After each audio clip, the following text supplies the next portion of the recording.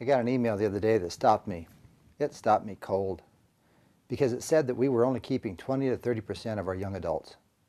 Now, I don't know about you, but that's not okay. I hope you really don't like that statistic.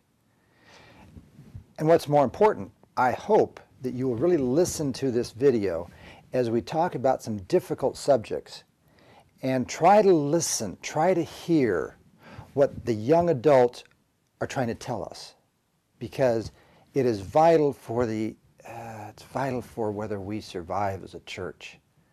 Now, I happen to think that God raised up this movement with an important message to give, to clarify what God is really like.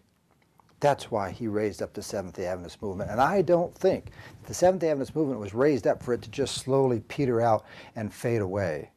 So, you and I have some hard work to do. Let me be very honest.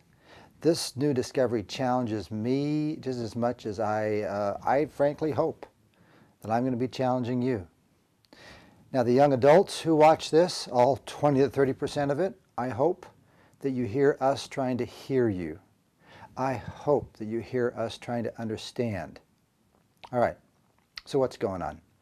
I'm going to use three words: what, who, how. Let's start with the what. For the past 500 years, ever since Martin Luther, denominations, Christians, have been arguing over what. What is truth? What's the right prayer book? What's the right set of doctrines? We have 27. No, we have 28 now. What is how we define truth?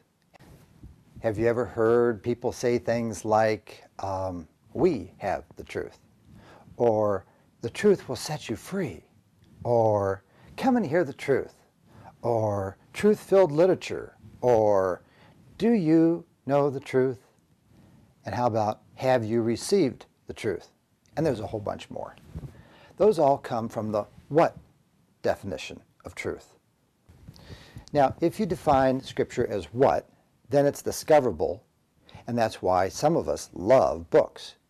And we look very carefully at who published the books, because we want to know that what we read is the truth. And so we get our information from on high.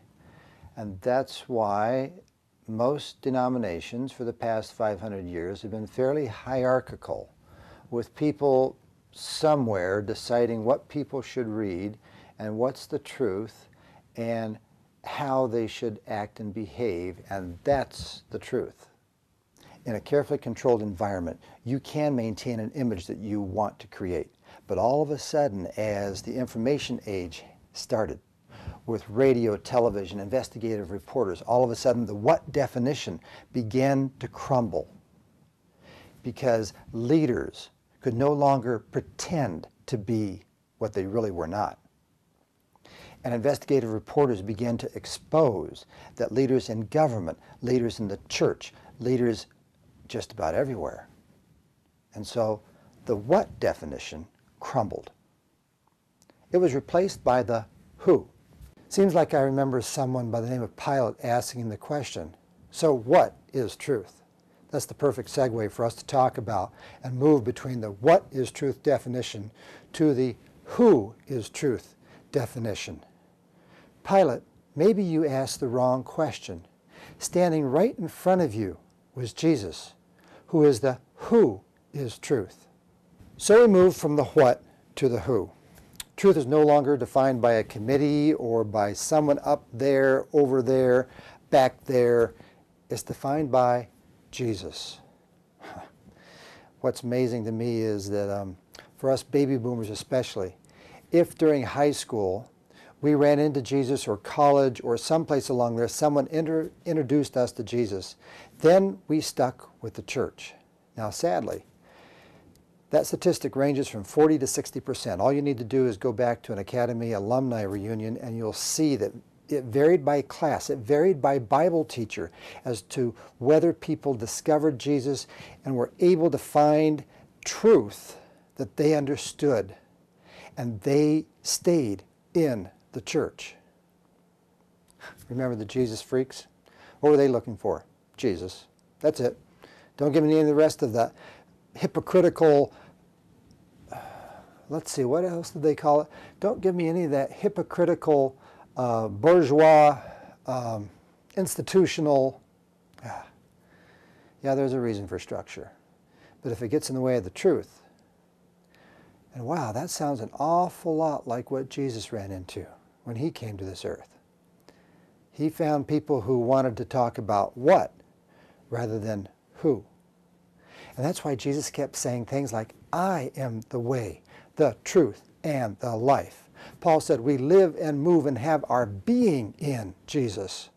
So let me talk like a baby boomer for a minute, because see, I happen to think that from Genesis to Revelation, the whole Bible all points us to Jesus. He came to show us what God is all about. And I happen to think that God raised up this movement, called the Seventh-day Adventist movement, to clarify for the world what God is really like, and Jesus came to tell us what his Father is really like. I hope you get passionate. I hope you get emotional when you start talking about Jesus. One subject will swallow up all other subjects. It is Christ, our righteousness. It's all about Jesus. But what if the definition that I use is not heard by the next generation? What if the Jesus that I love, they think is just bound up in a bunch of baby boomer selfishness? Now, one of the things I hope that we can stop and just talk about here for a minute is it possible for us to define truth differently without categorizing one of them as right and wrong, good or bad? Is it possible for us, for maybe the first time in history, to listen to each other, to hear what the heart is trying to say, to hear the heart of a different generation, whether you're a builder, boomer, buster, and we're not even talking about the millennials yet? I sure hope that we can, maybe for the first time, hear and allow people to tell us what it is they're searching for. Because if we can't hear the heart of a new generation, the reality is they'll just keep walking away. As one book said, they love Jesus, but they don't love the church. Ouch. Man, do I want them to love the church. Man, do I want them to love Jesus.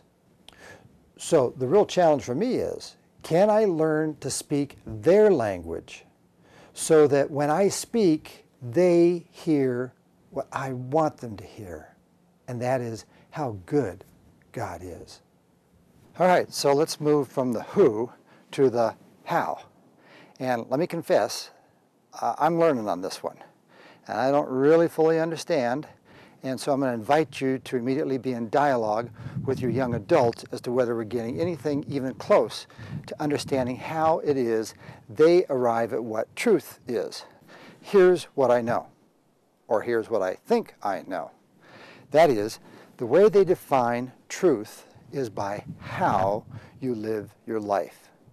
Because there is so much information coming at them. So many people all saying instantly on the web. Have you tried Googling Adventist or Ellen G. White and seen all the different sites that attack and try and destroy and manipulate and twist and argue? And so this generation says, stop.